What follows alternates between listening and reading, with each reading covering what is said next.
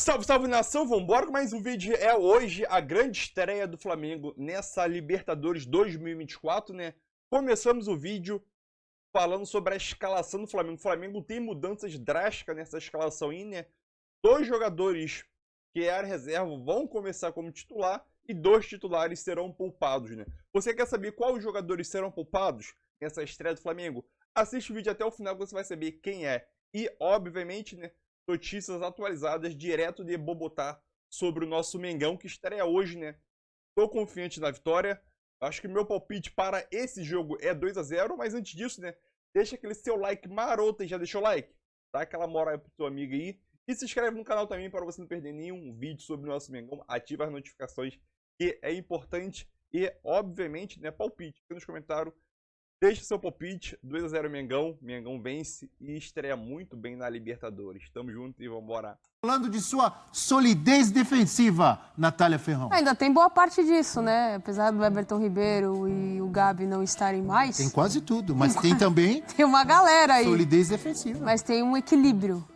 Não, mas não é equilíbrio que fala, é equilíbrio. É isso, professor. Separar a sílaba. Equilíbrio. Tem- Não é um tem trunfo isso. a mais? Claro que Natália. é. É difícil, né? O time que vai enfrentar olha para a estrutura defensiva dessa equipe e fala: eu tenho que achar os caminhos para atacar o. Se você for pegar o contexto de jogo contra o Vasco, não sofreu gol porque esse cara que falou aí, o Léo Pereira, ele conseguiu evitar o que seriam 2 gols do Vasco. Jogou de goleiro. Jogou de goleiro. Mas, de fato, é um time que tem dá uma pressão muito grande. O equilíbrio entre o meio de campo e o defensivo. Então fala equilíbrio daquele jeitinho, em homenagem àquele senhor Não consigo, que você professor. curte. Eu tô Equilíbrio. sentindo que a Nath se rendeu ao titismo. Não, vai devagar também. Não? Não, acho o jogo muito burocrático. Burocrático? Não Ainda sou... não tá... Sou fã mais do faceirismo. Tá em outro patamar, hein? Mas é um ótimo treinador. É que nesse Flamengo, para ser burocrático, precisa se esforçar muito. E do meio para frente, o Abel falou quanto tempo que o Flamengo não entra numa Libertadores falando do seu equilíbrio defensivo. Eu te diria, Abel, que nunca entrou. Nunca? Mas nem no tempo de Zico. Você ia pensar em equilíbrio defensivo com Eu queria ver Zico, uma ofensiva Nunes, ré. Lico, Adílio, Andrade, Mas Tita. tinha Raul no gol, tinha então. Marinho, Moser. Não, até tinha o tal equilíbrio defensivo. Fazia mas 4, ninguém tomava fala 2. Tinha o Leandro que Fazia 4, atacava, tomava o Júnior 2. que atacava pelo outro lado. Os dois laterais ali. Que Né? time de Cara, bola. mas mais do que equilíbrio, pra mim, desde 2020, o Flamengo não entra tão favorito numa Libertadores. Porque 2020, até 2019, o Flamengo tinha aquela pecha de sempre dar algum vexame em Libertadores, cair antes da hora, mesmo quando era favorito. E aí, 2019 virou essa chave. Com o Jorge Jesus começando em 2020, o Flamengo entrou muito favorito ao bicampeonato. Só que o Jesus acaba saindo, a temporada fica conturbada, é eliminado já sob o comando do Ceni, que ganha um brasileiro. Mas depois, os inícios de temporada do Flamengo eram sempre tortuosos. 2021, aquela dificuldade do Ceni de engatar, então por tudo isso todo mundo já começou a torcer o nariz. 2022 começa com Paulo Souza, tudo que foi aquele começo de temporada, e termina campeão, mas não começou a Libertadores com esse holofote ali de uma certeza. 2023 com Vitor Pereira perdendo o título, não engata no Mundial, não engata em Recopa, um tropeço atrás do outro, vira para o Sampaoli. Agora, há uma estabilidade em começo de temporada que há muito tempo o Flamengo não tinha. Então, isso é algo valioso para o Flamengo. Começar com um grande elenco, que sempre teve, isso daí não há dúvida, mas com um ambiente pacificado, os caras jogando bem, time mais equilibrado. Não é tão encantador como aquele time do Jesus? Não é, mas é um time com muito potencial, um potencial de se desenvolver e partindo de um equilíbrio defensivo que é valioso, ainda mais em Libertadores. Então, por ser o Tite, o técnico, um treinador que conhece bastante a competição também, foi campeão pelo Corinthians, por ter um grupo muito experiente, incorpora o De La Cruz, outro que tem história na competição, eu vejo o Flamengo largando muito favorito nessa Libertadores. Claro que respeitando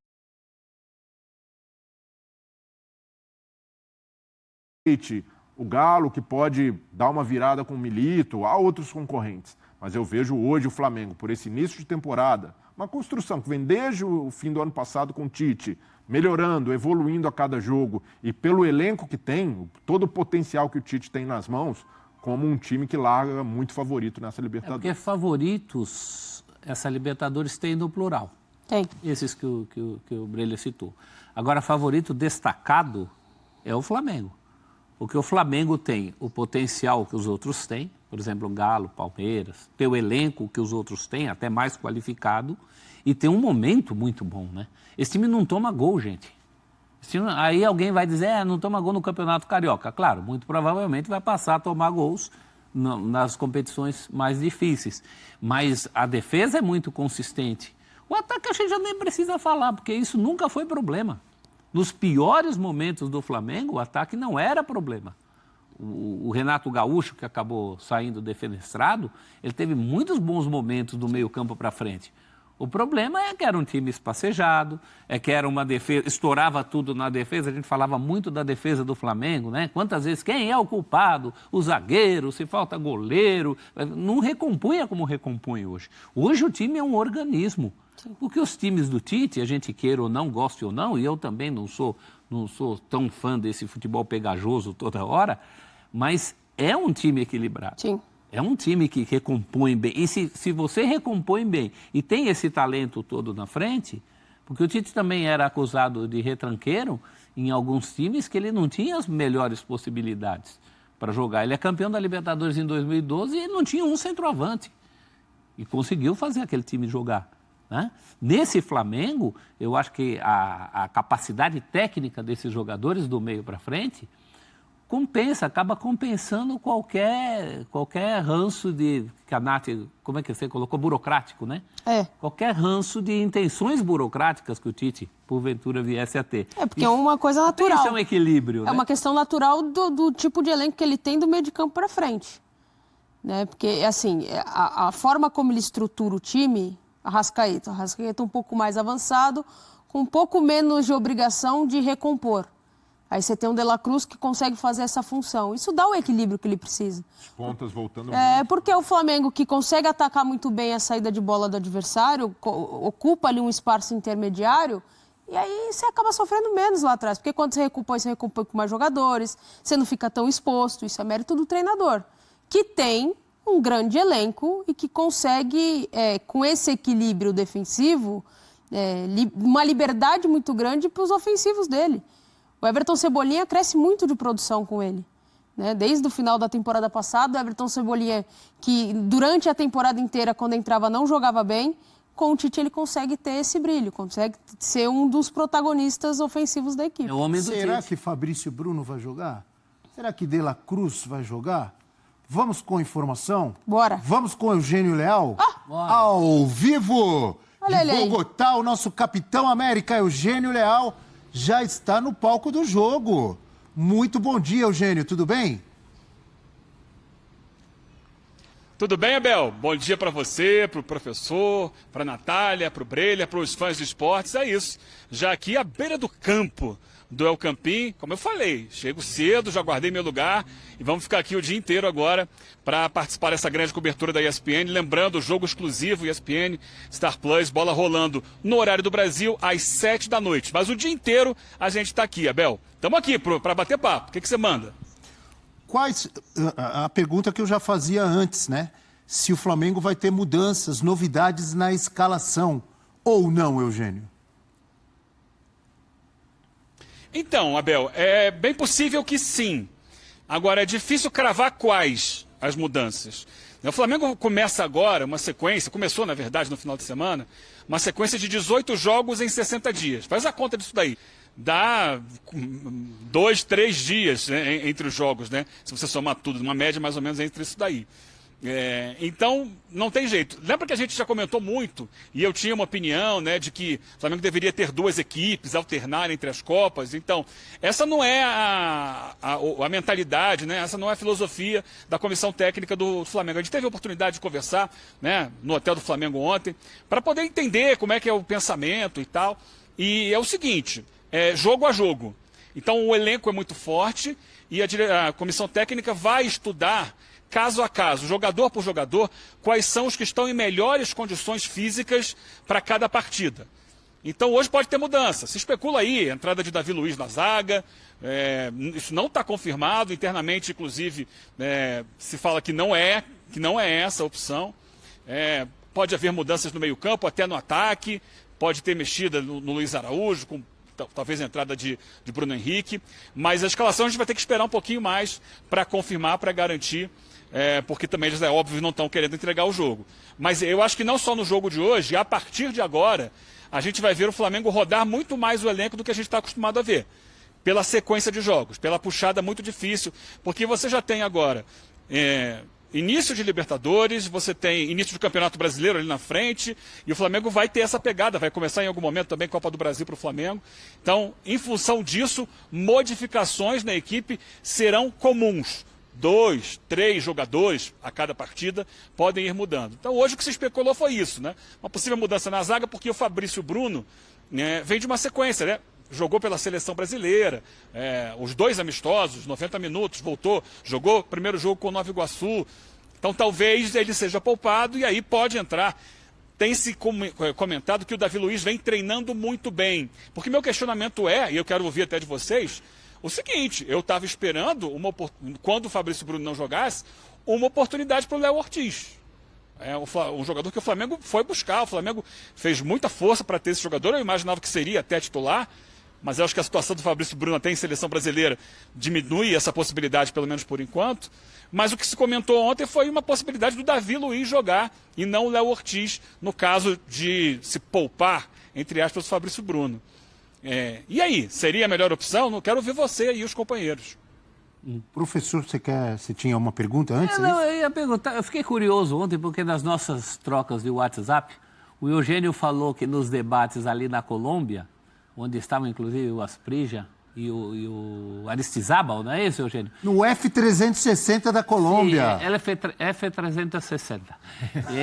Isso. Eles chegaram, teve um debate ali... 360. Aqui se fala assim, ó.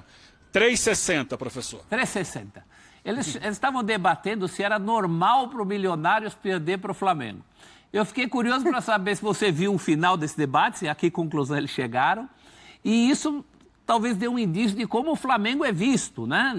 Nesse momento, qual é a expectativa? Quer dizer, é o grande papão, é o cara a ser batido na América, como a gente imagina mesmo? O que deu aquele debate lá, Eugênio?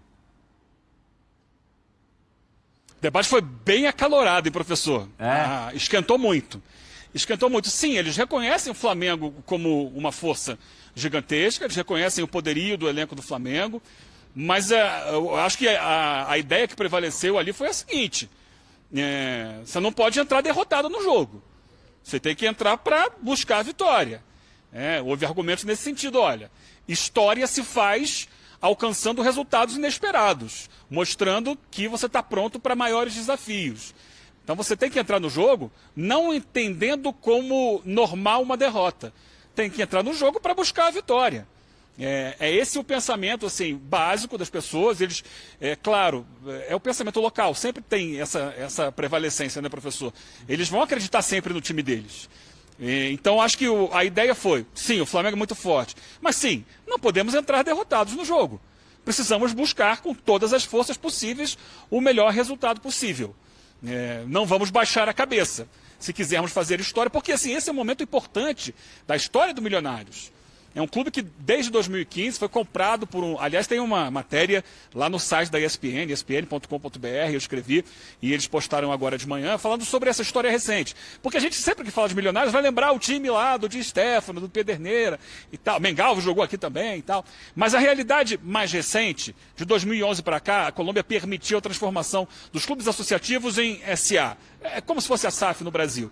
E em 2015, o Milionários foi adquirido por um desses grupos internacionais. Não é o mais forte dos grupos internacionais, é o grupo Amber, que tem outros clubes de futebol. Por exemplo, o Lens na França, o Saragossa na Espanha, o Padova na Itália.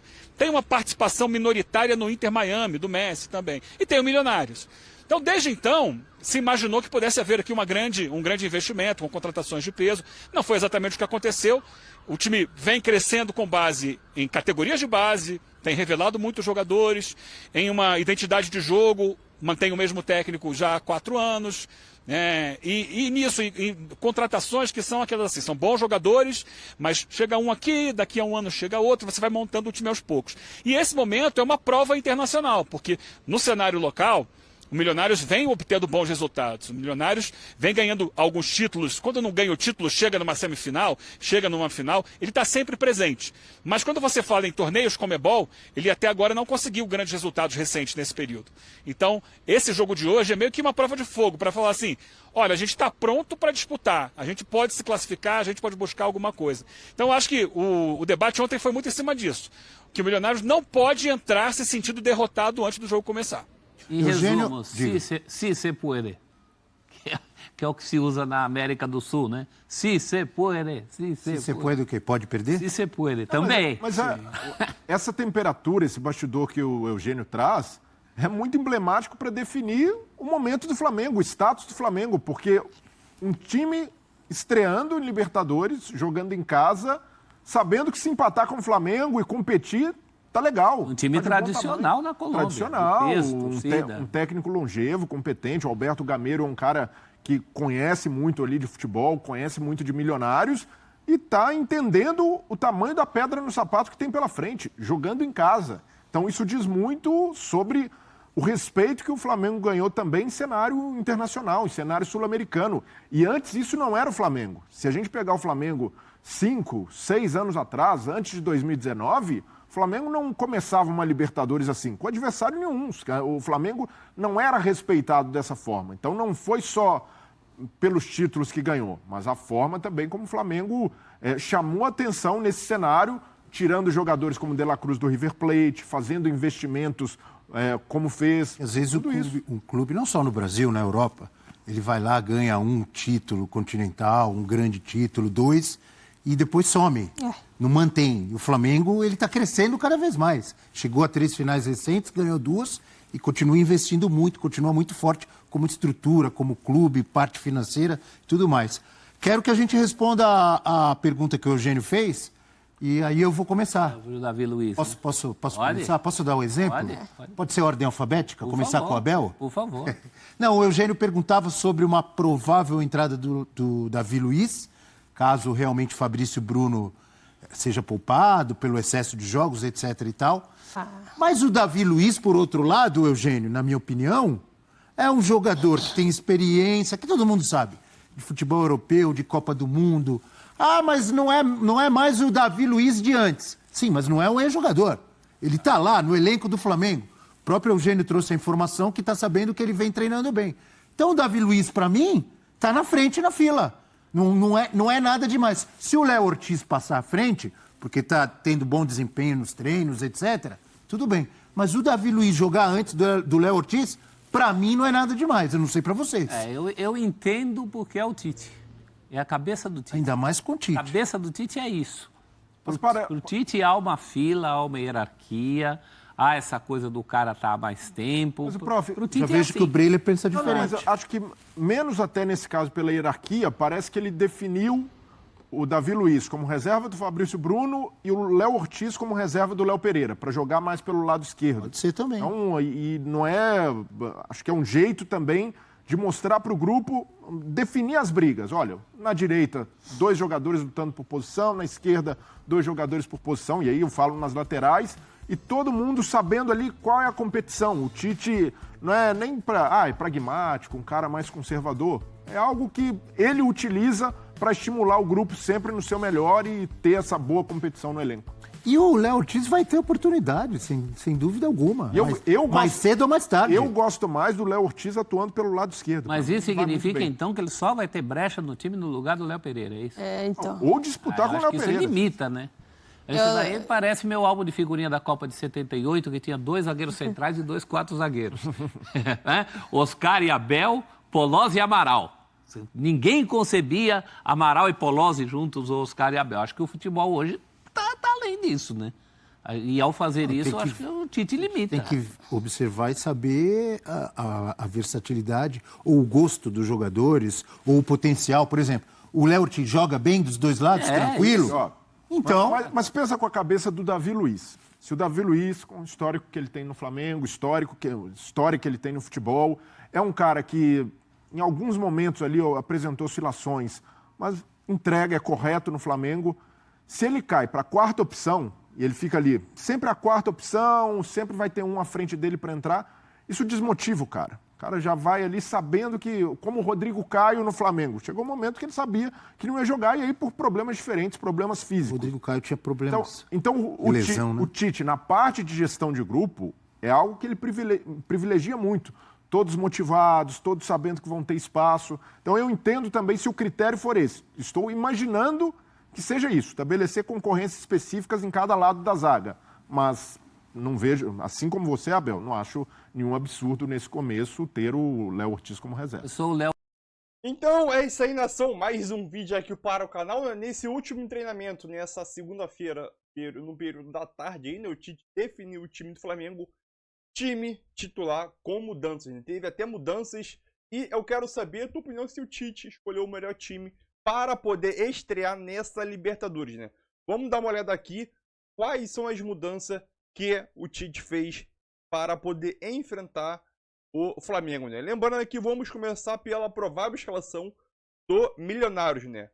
Álvares Monteiro, Delfim Alfonso, Moreno Paz ou Oscar Vanegas, Juan Pablo Vargas, John Hernandes, Léo Vasquez, Daniel Giraldo, Daniel Catano, é o único que eu conheço desse time, David McLester Silva, Daniel Ruiz e Santiago Diorna. Acho que se pronuncia assim, a pronúncia tá meio complicada, né? O único que eu conheço é o Daniel Catano. Fala assim, né? E obviamente vamos embora para a escalação do Flamengo, né? Flamengo escalado aí, né? Com Rossi no gol. Dupla de zaga, Léo Pereira e Davi Luiz. Já vemos uma mudança. Varela e Ayrton Lucas, né? Meio de campo, Igor Jesus. Já vemos outra mudança aqui na escalação do Flamengo, né? Eric Pulgar, Arrascaeta, Luiz Araújo, Cebolinha, Pedro. Então, a gente viu que o Tite manteve a base do time que já vinha jogando há bastante tempo. Porém, teve duas mudanças, né? Uma no meio de campo e uma no ataque. Uma no meio de campo e uma na zaga, né? Davi Luiz entra no lugar do Fabrício Bruno e Igor Jesus entra no lugar do Nicolas de la Cruz, né? Possivelmente os dois poupados por desgaste muscular, né? Então aquilo. É uma formação boa aqui, a questão do Davi Luiz e o Léo Ortiz. Eu entendo que o Davi Luiz está à frente do Léo Ortiz, vem treinando bem, como os próprios jornalistas da ESPN vêm falando aí. E aquilo, é questão de meritocracia, né? Então o Davi Luiz está mais tempo, o Léo Ortiz chegou agora, vai ter seu tempo. Então tudo no seu tempo, então acho que o Davi Luiz aqui acho que é uma boa. E o Jesus vem se destacando, acho que ele pegou essa vaga de titular muito bem, né? Então acho que é um time bem, um time bom, um time sólido, acho que tem tudo sim para poder ganhar esse jogo aí diante do Milionários, né? 2-0 é o meu palpite. Deixe seu like aí, seu palpite aí nos comentários. E vambora, mais um vídeo aí, nação. Tamo junto aí. Valeu!